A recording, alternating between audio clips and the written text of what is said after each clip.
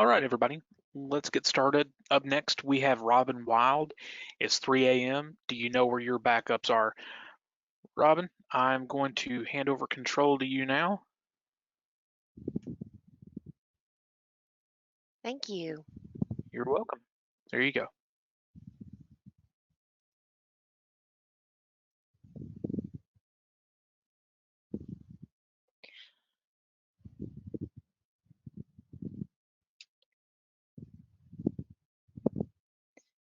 So I want to introduce myself. First of all, my name is Robin Wilde. I am a senior systems analyst for information security for Team Health. I've also worked at several other big shops here in town, so I'm happy to have a few of my current colleagues and ex-colleagues on board today. Thank you for joining me today and showing me some support. If I haven't met you, I'd like to meet you. The link on the screen, please feel free to connect with me via LinkedIn. I love to share ideas with everybody. So if you'd like to do that after today's session, I'd be delighted to make a connection with you and talk offline about this subject that I am so passionate about. I'd like to go ahead and get started. My session it's 3 a.m. Do you know where your backup is? I know that sounds like a pretty pedantic question for this day and age, but I want to talk to you about why backups are important.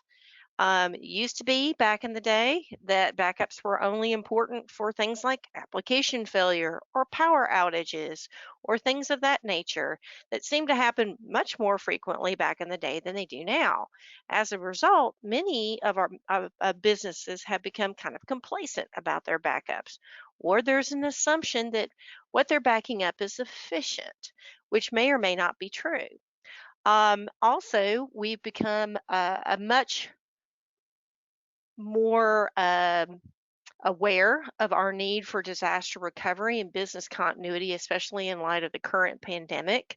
Some people were more prepared for everyone to go off site and be ready to do business continuity remotely. Some were not. And now that subject has become much more in the talk these days than it was obviously prior to the pandemic. But the most important reason, especially for this audience, is ransomware. Ransomware has really become the predominant reason for beyond just the health and hygiene of systems, for backups to become an important part of your information security strategy. A new organization will fall victim to ransomware every 14 seconds in 2019, and that's expected to go down to every 11 seconds by 2021. Ransomware attacks typically are done via phishing emails. And PhishMe, which is a major source of data in this area, said that phishing emails increased 109% that delivered ransomware packages in 2019. Ransomware attacks themselves have increased 97% in the last 2 years. It's become a very profitable business, and one of the top three vectors for cybersecurity attacks in the United States. That all being said, 34% of businesses hit with this type of malware took a week or more to regain access to their data. Of course, this doesn't include whether or not they paid for it or not. And so there is a cost for not being prepared for a ransomware event. Now, it's not to say that backups are 100% bulletproof. I'm not going to lie to this audience that knows a whole lot better than I do that all backups are not bulletproof. However, having a backup and following best practices is a whole lot better than having no backup at all in these situations. So you're going to protect yourself much better from any kind of application failure, any kind of business continuity or disaster recovery incident. And of course, you're going to also get the benefit of at least a decent amount of protection from ransomware, and an acceptable talking discussion with your business owner about where recovery time for them makes sense. So let's talk about how you get this done. A lot of people, a lot of businesses are going to go out and they're going to hire some kind of consulting firm to do a business impact analysis on their enterprise. But some people can't afford that. They're just not big enough for it, or they just don't want to come out of pocket for that. Um, this is really not that hard. You can get it done. And I'm going to give you a really basic 5-step action plan that'll take you through identifying and defining the priority and scope of an app, creating a backup plan, and building best practices into that plan based on NIST and ISACA recommendations, testing that plan, monitoring the plan, and then finally, and most importantly, developing and practicing a routine recovery validation of your plan, and that's a key piece of your security program. Whether you're following NIST CSF or you're following ISO or anything else, it's important for you to practice that routine recovery validation. That not only are you able to back the files up, but you're able to recover in the time you say you can to a business client, and you are able to restore to the point promised. So that's really important as we move forward. So let's go over each one of these steps in a little bit more detail. And again, you would want to do this on each system that you deem critical. So let's talk about that.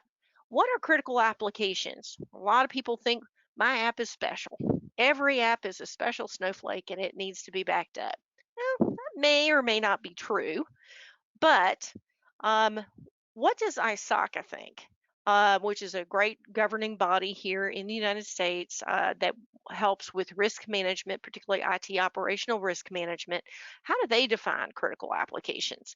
It's really important for you to understand what, from a business risk standpoint, should be considered critical. And this is helpful when talking with business owners because every business owner thinks their app is special, right?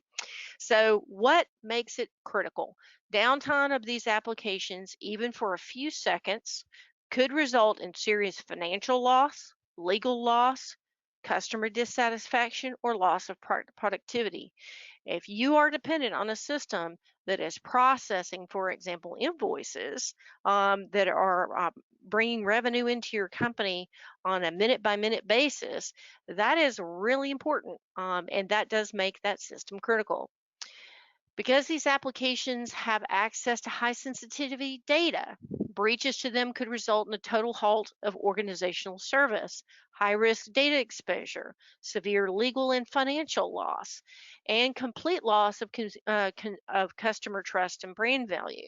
I've worked for 2 employers here in town that fit most of this second bullet is criteria.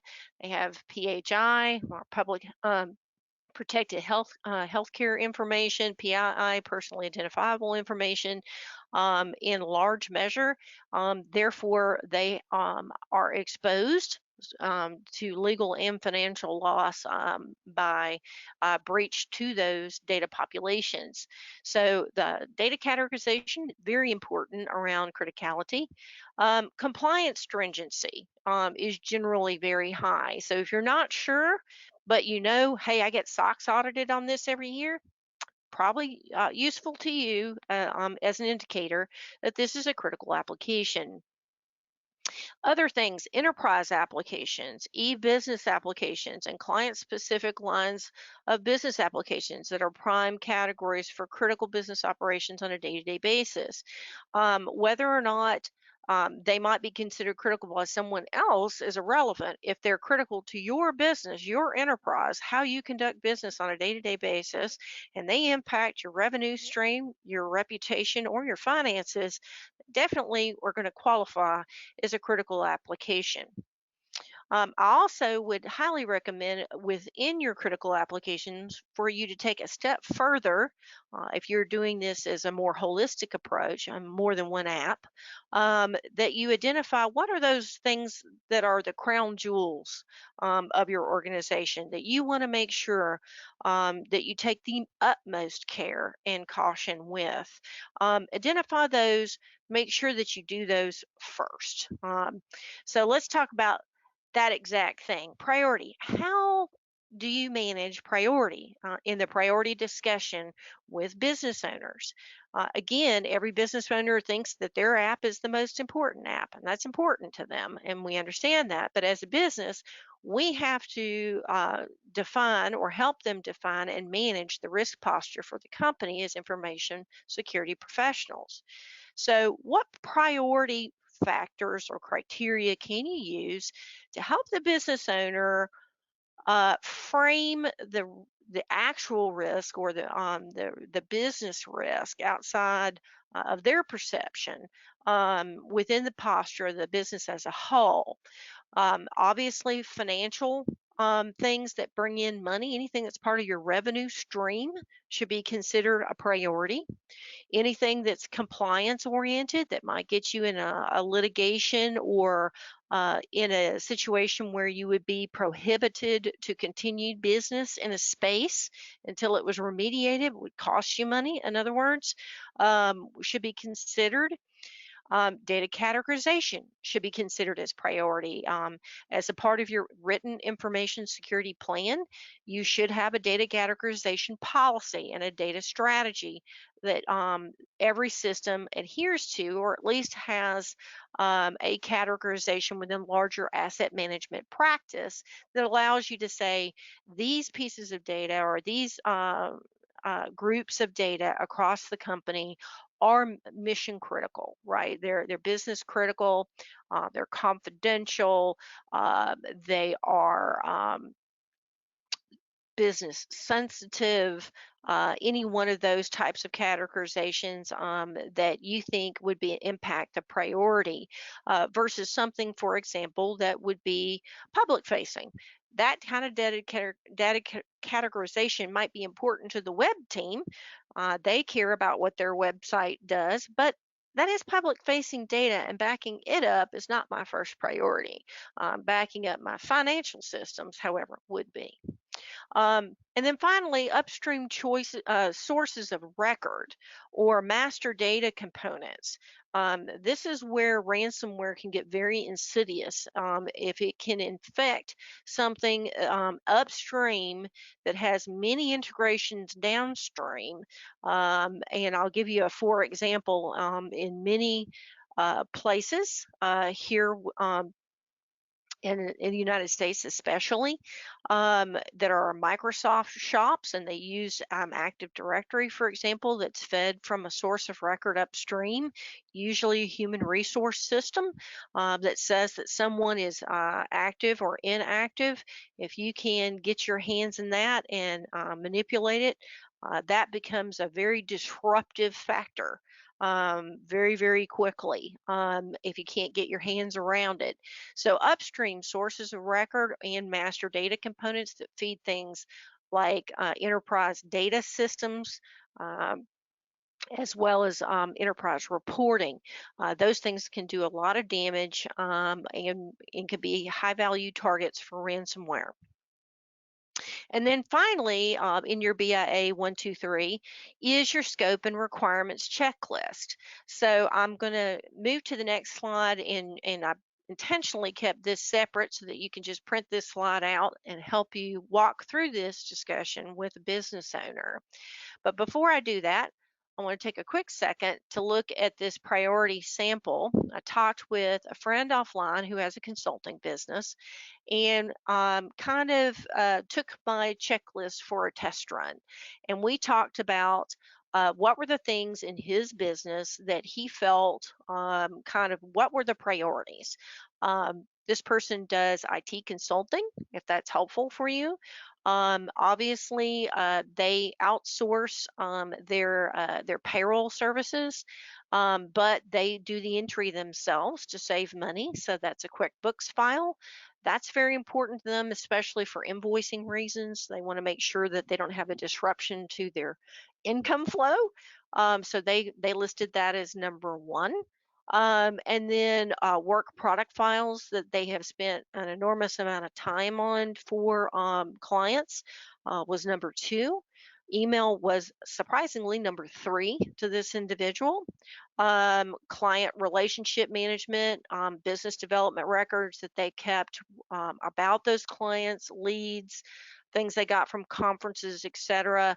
Those things were all important in developing business and keeping the money rolling into their consulting business. Client contracts, personnel files, and employment contracts, and then administrative, and then finally their public facing information such as social media and websites. So that was this client's take on priority. And you'll notice it started with finance and kind of worked its through its way through sensitive activities. Well, one of the things that we did tease out as a part of this is talking about retention or modality of backups. So for the QuickBooks backup, it was easily something they could back up to disk and it not be a problem. So you don't have to go through a lot of time and money to do something. You can pick a modality that works well. For this business, 15-year retention, according to the IRS, was sufficient. They haven't been in business that long, so right now they're keeping all 6 years that they have available. And then when it comes to email, they went with a much shorter retention. They went with a 2-year retention and was able to set policy on that so that they can keep their email more manageable on a 2-year rolling basis. So again, there's some choices that you can make as you talk through priority and as well as modality on what will work. Even something as basic as a paper backup file for personnel files in their case was more than sufficient. It didn't have to be electronic. Most people obviously want to default to that, but if you have everything on paper and you keep it in two separate places, that's okay in some instances. Now, in larger businesses, that wouldn't be even viable. So you have to think about it from the scope and the scale that you're applying this criteria to. So let's talk about the scope and requirements checklist.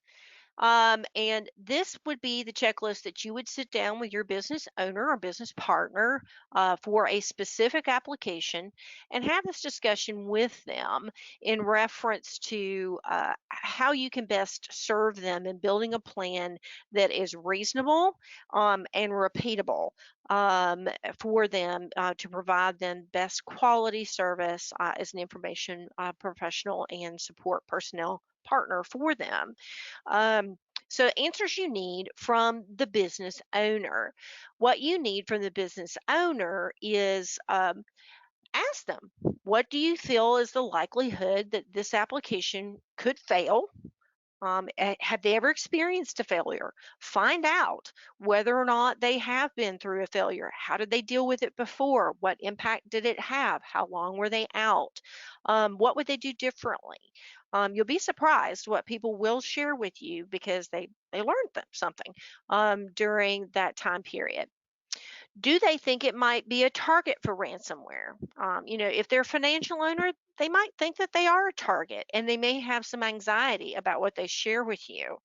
As an IT partner, it's really important for you to set expectations early that we don't want to over calibrate what we do with them and back up everything in that sense. We want to have some sense of reasonableness, but at the same time, we don't want to go with the least cost approach if this truly is a source of anxiety and concern for them. And they may be more than willing to pay to make sure that that's calibrated according to the correct level of risk acceptance for them. And then the most two important questions you're going to get after you kind of break the ice there with the likelihood question is you want to know what is the acceptable recovery time objective. And I'm going to put this in very layman terms for everyone in this group, as well as anybody who might view this later. The recovery time objective is specifically how much time can something go out, be offline, and then be recovered within.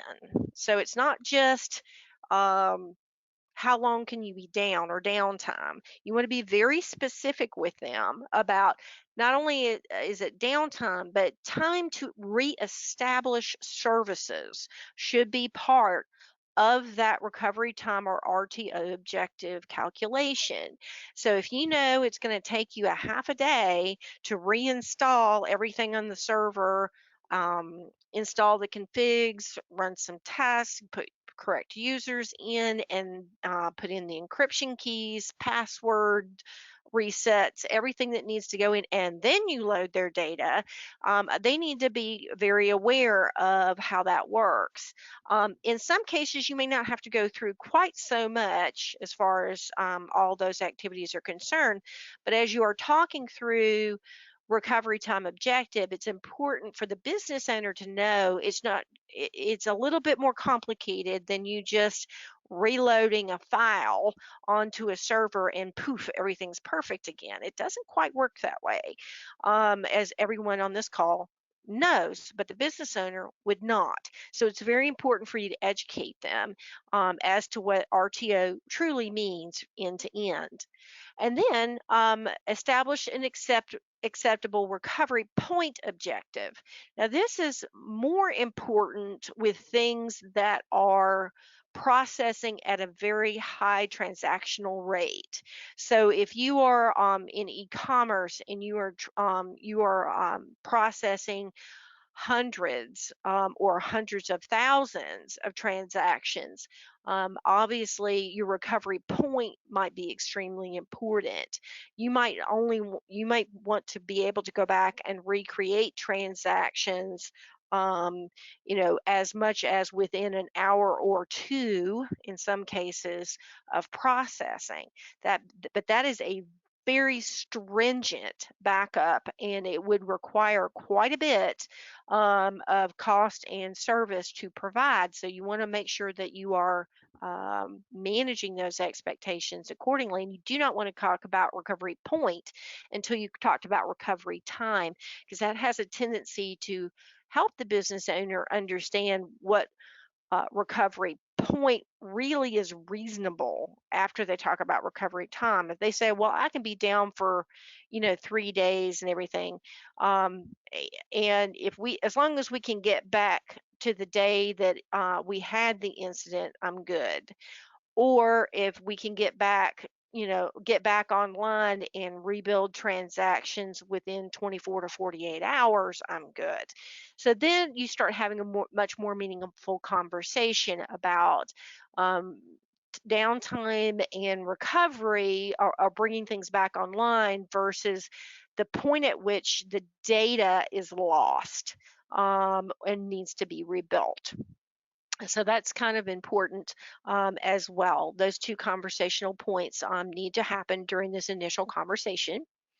Um, and then the next two things are things that I added that I do as sort of a best practice, and that is, do you know if your system is a dependency for another system of critical value?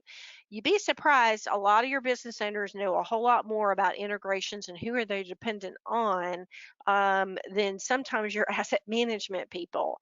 They're getting data into their systems in a variety of ways. They're not always well documented, especially if the system is older than 2 years. Sometimes the documentation past implementation kind of drops off, and some people don't always update things like they should. So it's important for you to know whether or not that this application is a dependency for something else. In which case, your backup plan then takes on additional importance for that other system of critical value as well, because they're depending on you to come up first.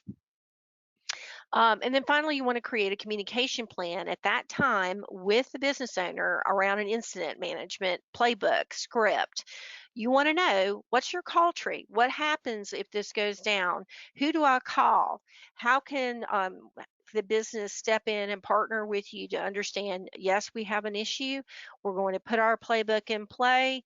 We need to get these following people online to help us, ratify or validate that the recovery has been successful, and go ahead and put in any back transactions or redo transactions or records back into the system in order to get things back up to, pre-failure point if at all possible. And you want to make sure that they understand what that communication plan is, and what your service level agreement as well for that communication plan is. Do they get notified within, 2 hours, within 4 hours? They get notified in 15 minutes if they're a critical application, etc. It just depends on your company and what SLAs are around critical systems, as well as tailoring it to the backup itself, and what needs to happen in reference to UAT for that as you bring it back online. So now, once you get those things established with the business owner, there's a few things that kind of you need to tailor around the system itself or the application itself. What mode of backup is sufficient? I know it sounds like a really stupid question, but for some people, paper is good enough. They're actually okay with it being paper as long as it's held offline. I know one company in particular keeps I-9s of human resource individuals on paper file for 2 years. And that is their backup. They scan it and it goes in as a part of the person's HR record, but at the same time, they keep the paper copy for 2 years. So then they have two, obviously, copies, and the paper copy is considered the backup and it's kept off site. So it might be something that's simple. Maybe it goes to disk. Maybe it goes to tape in some older situations.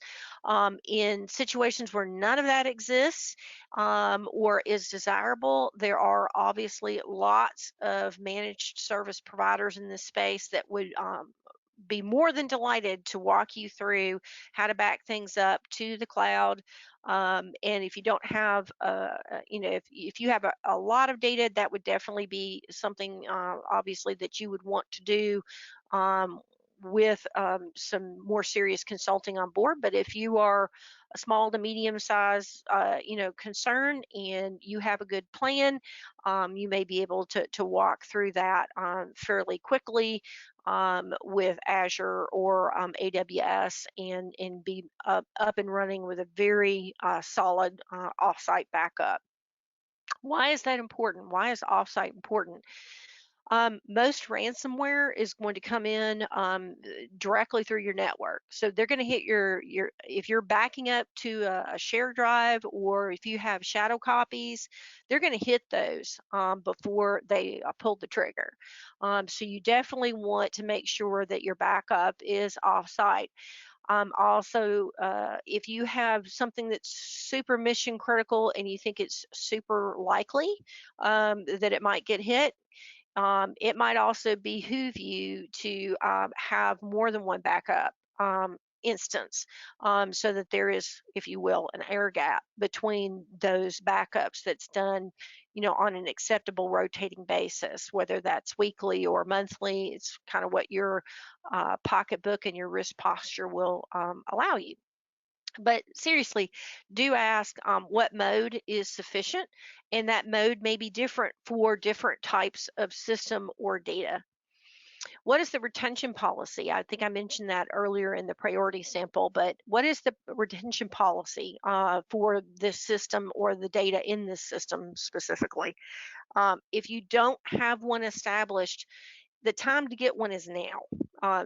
There's never a better time to negotiate a retention policy than when you're talking backups, because that's really, you're only going to back up what's going to be used or what you're going to be held accountable for. I do know some organizations that in the past have literally backed up everything forever. And that's not the best policy long term. That actually can legally get you into trouble long term. It is much more to your benefit to have an established written information security plan that says this type of data is kept for this long, and that you can establish a routine basis that shows that you keep the data for that long and only that long, as it applies. Now, of course, data retention guidelines for different types of data are different. So obviously you don't want to keep everything a year. Some things obviously required by different bodies, legal documents you want to keep, for example, leases and real estate things you want to keep for the entirety of your tenure with that piece of property, whether you were the owner or the buyer in that situation. If you have been involved in a real estate transaction, hold on to that contract, period. It is extremely important that you do that in case there is some kind of legal situation that comes up years later after, even if you are not in the property at that time. So real estate, IRS data, financial merger and acquisitions data, all of those types of things you're going to want to keep 10 to 15 years. In the case of medical records, there are stringent HIPAA guidelines around that are age specific. So if you have patients within your firm that are under 18, obviously retention for those records is longer than an adult over the age of 18. So do consult the appropriate guidelines in either NIST or ISACA for retention policies for legal reasons. Contact your attorney if you have one, and they'll be happy to walk you through that retention policy time box. But now is the perfect time, if you don't have a retention policy, to get one. What frequency does it need to be backed up? Sometimes, you only need to back it up, once a month. There are just not that many changes in this application over that time period. It might be daily. It might be an incremental over the course of the week and a full backup on Sunday. You're going to want to look at what those requirements need to be from an RTO, RPO perspective that you've already gained from your initial conversation from the business owner. And then what kind of backup are they accepting? And you're probably going to need what is acceptable, right? What works in this situation. In some cases, they're using a COTS software, a backup that's acceptable to that version of that COTS software may be just fine. So it's a it's a data file essentially that is configured to work, if you will, by being reinstalled into an existing situation. However, there are other situations in enterprises where it would require for you to completely strip the server, do an app install, know what the configuration was prior to failure, and then also install the backup accordingly. So what kind of backup are you talking about when you say, yeah, sure, we'll back that up? Be specific with the business owner as to, and the technical owner for that matter, as to what that backup would entail, what that backup plan should entail. And then finally, do you need to store copies independently, as I mentioned earlier, about air gaps between separate locations, disks, etc., and making sure if you have a dependency that you work with who the application owner of the dependency is and the order of operations to restore. If you happen to be lucky enough to be in an enterprise operation where you have either a disaster recovery or a risk management function, I would obviously recommend that you work with them as to what that order of operations is as a part of your overall disaster or business continuity plan, so that as you conduct exercises, you do them in the appropriate order so that operations are restored optimally for all across dependencies. So once you got your plan all put together and you've got your checklist of requirements and what you need to do for that particular application, next you're going to put those things into play. Couple of best practices to reiterate. Number one, you want to identify an off-network location for the backup. And yes, that includes if it's a paper backup. You definitely want it off-site or off-network, and so that it is completely not reachable by someone who is either A, insider threat, B, ransomware and laterally moving within your system, etc. You want to make sure that you are off network, that you are not relying solely on something that's on a share or even on a segmented component of your network is less desirable than being completely separated. Do not rely on shadow copies and do not rely on an alternate share. You want to use a separate network account to perform backups. This actually made a whole lot of sense to me as I was doing research for this talk today. Um, the taking of privileges or the exploitation of privileges via phishing emails, for example, if the person who's exploited happens to be an administrator, then they can use administrative privileges to actually reach into the backups. So you want to avoid that. You want to make sure that there's a separate network account, preferably checked in through something like CyberArk, etc., that performs those backups. That it's not a specific user's network credentials or administrative credentials that do that, to prevent any kind of compromise of those credentials, then compromising your backup activities, especially unbeknownst to you. You want to automate backups using the RPO and RTO policy parameters. Automation is the way to go. Most of these things are, if you go to the cloud, you can set it and it'll go off like clockwork. It is a whole lot better than having somebody put something on their calendar and manually go back something up. People get sick. People leave the company. Things happen when you have a manual schedule of backups. If it's not something that you can automate for cost reasons, you should have more than one group more than one person responsible for a manual backup schedule. I happen to know of a hotel chain that had an issue with this. For example, on a New Year's Day, clock over, the person that had taken over the front desk was also responsible for backing up the computer overnight from the previous year to the next year as a part of their duties. Well, something happened with that backup and they lost the better part of that calendar year. Again, when you're doing manual backups, things can happen. There's a human error component of that that really should be listened to. So if you can automate, automate, automate, and also that legitimizes as well that you're following specific RPO and RTO policies per your conversations with your business owner.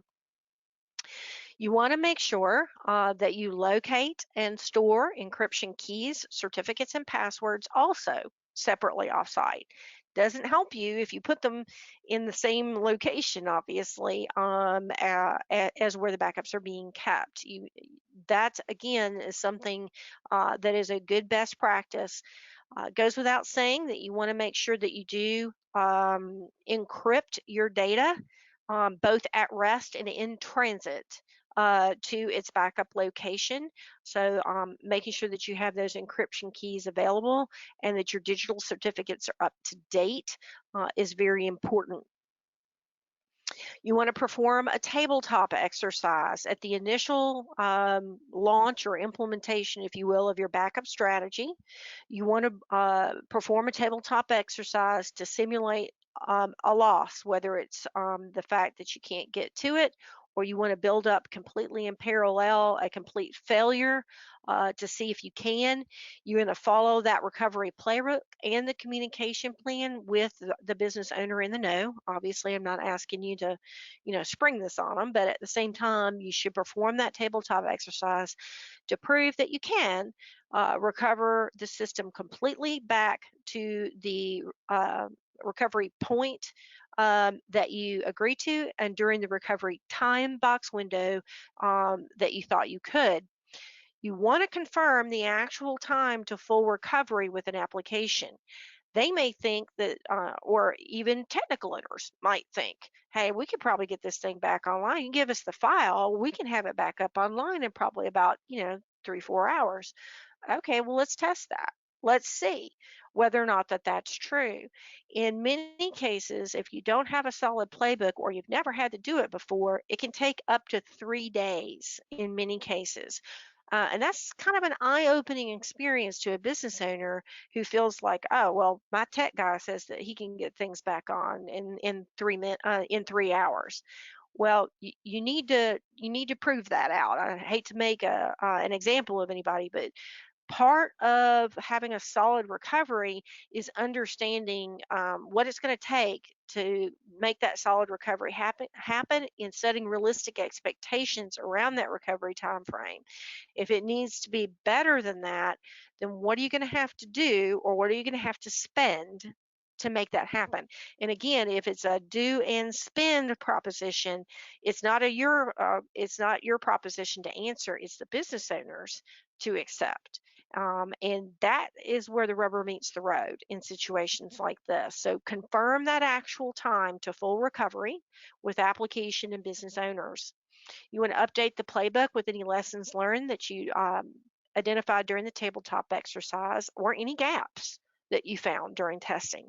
Maybe you found out that there was a key password, or there was a key configuration that was not part of the initial playbook that needs to be there. For example, something as silly as well, our templates for our automated emails didn't come over in the backup. So we know next time that we're going to have to copy and paste those into a file, and then uh, redo those 10 configs as to part of bringing this back online, right? Might be something as simple as that, but it may not come across with the backup. I know that's true with one system particularly that I work with. That those templates are only good for that particular installation. So you want to update your playbook with lessons learned and gaps found during the testing.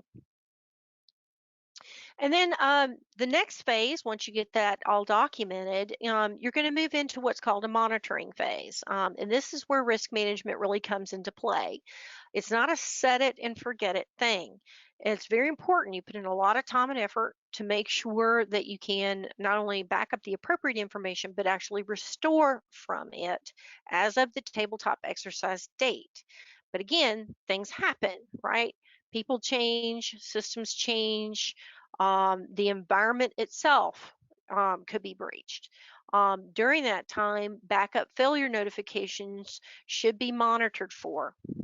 Now, in some cases, those backup failures notifications may fail themselves. Okay, and if they do, you need to have a backup periodic file review on your calendar to go and look on a set basis. Is the scope and size of the files that are being backed up consistent as to your baseline? Is the data integrity there? Can you open the file? Is it readable? Is it truncated? Has anything happened to the data integrity of the file? Not that necessarily you want to go through everything to restore it, but open the file and make sure that it is readable. It seems kind of silly, but it's a basic thing that can be done in 2 seconds, but identify a major problem. And then, of course, delivery.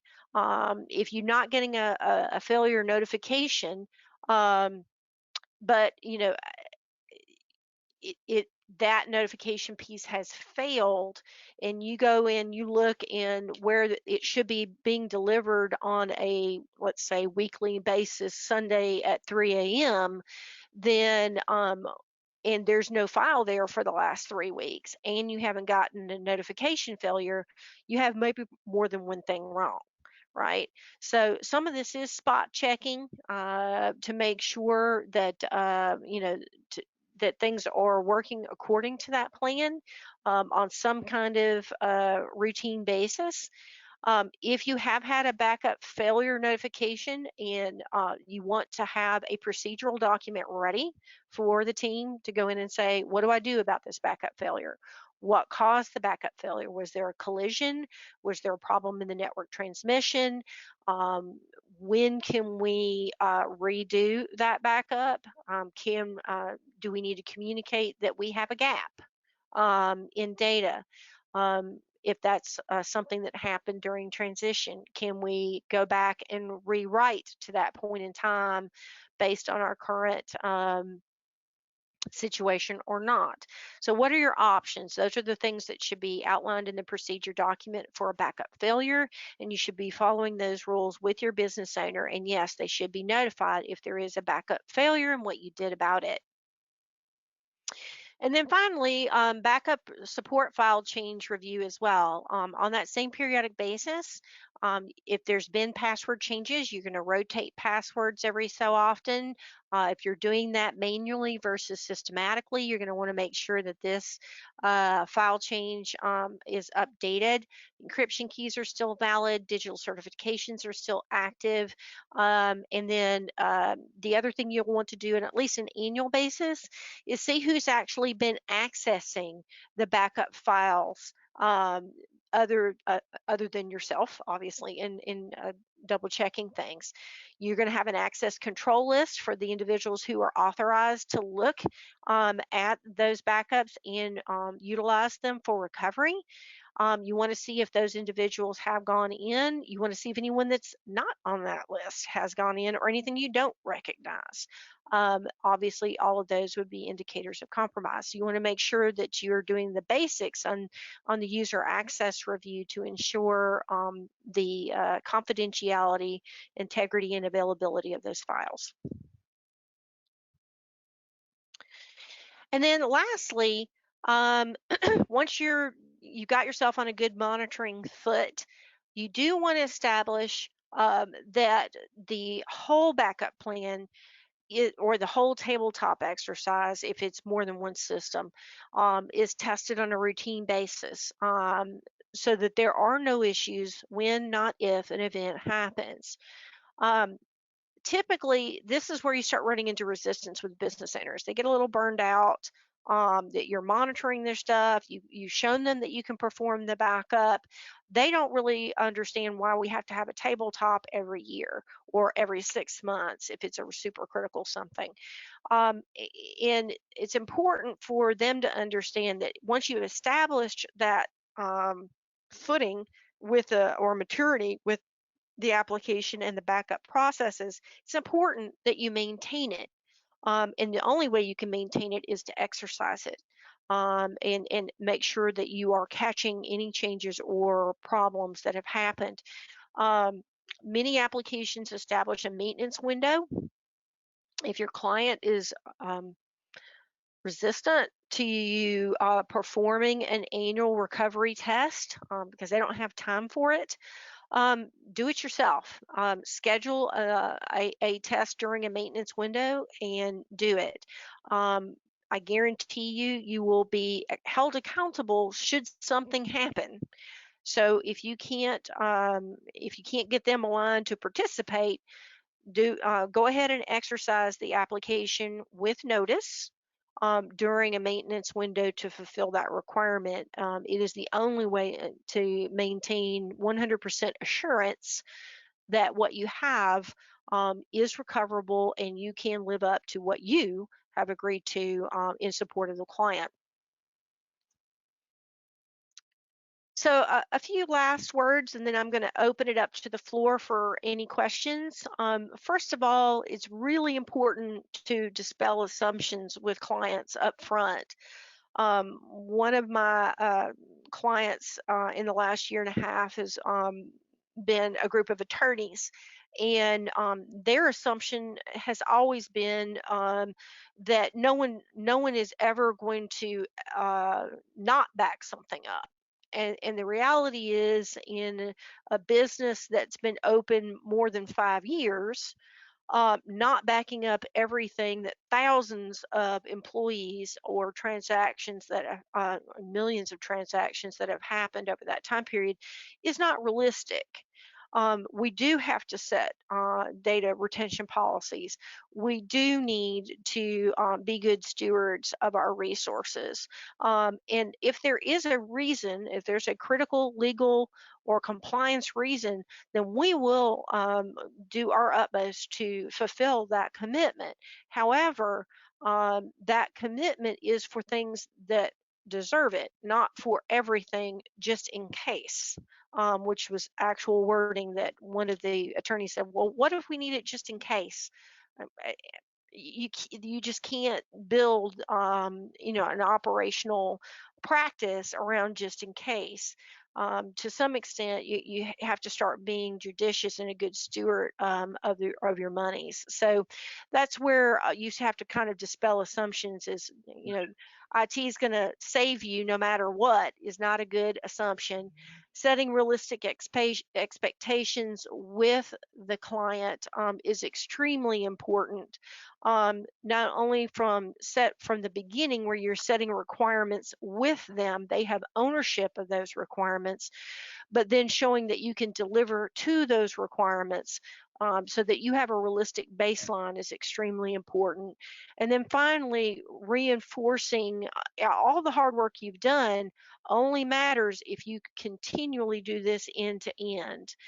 That's what will equal success in the end. So it's important not just to talk about it, not just to set it up once and forget it, but to talk about it, to set the policy, to test it, and then to retest it on a routine basis so that you are assured that you can back up and perform to the level to which you are being entrusted as an IT partner. So those are my last words today. I'm going to give it back over to the presenter, and if there's any questions or um, anything I can share with you in the way of best practice, I'd be delighted to do so. Does anyone have questions for Robin?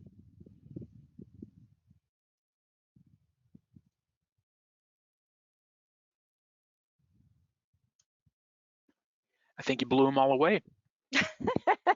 Well, I kind of doubt that. I'm sure they'll think of 15 other things. It's a lot to take in at once, and I was watching another presenter's presentation this morning on password cracking, and it was amazing. I know my brain was blown watching theirs. One of the things that I feel like that I can offer up to this audience and to my colleagues in general is I've done a lot of what I would call consulting with people to get them around all the tech speak to actually get done what is meaningful and thoughtful in their space. And I'd really encourage you as information security professionals, to take that tact. We get geeky. We all get geeky on certain subjects. But really, when it comes down to it, our business partners want someone who knows that in their heart they have their best interests in mind and will be their partner when something terrible does happen. And it will. There'll be times that there will be something that happens that obviously was unplanned, whether it be a failure, a BCP situation, or God forbid, a ransomware one. But if you can get a basic practice stood up around your critical applications, use this recipe, use this checklist. I encourage you to use the NIST publication. I have a link to that in the notes section in my presentation. So if you want to download that, feel free to do so. ISACA also offers a variety of free resources in this area. There's a lot of things available. And then our ISC Square East Tennessee group, I'm the membership coordinator for it, and we have some terrific people in our ISC Squared East Tennessee chapter. And one of our pillars of our mission is to inform and educate around security awareness and building security culture and partnership.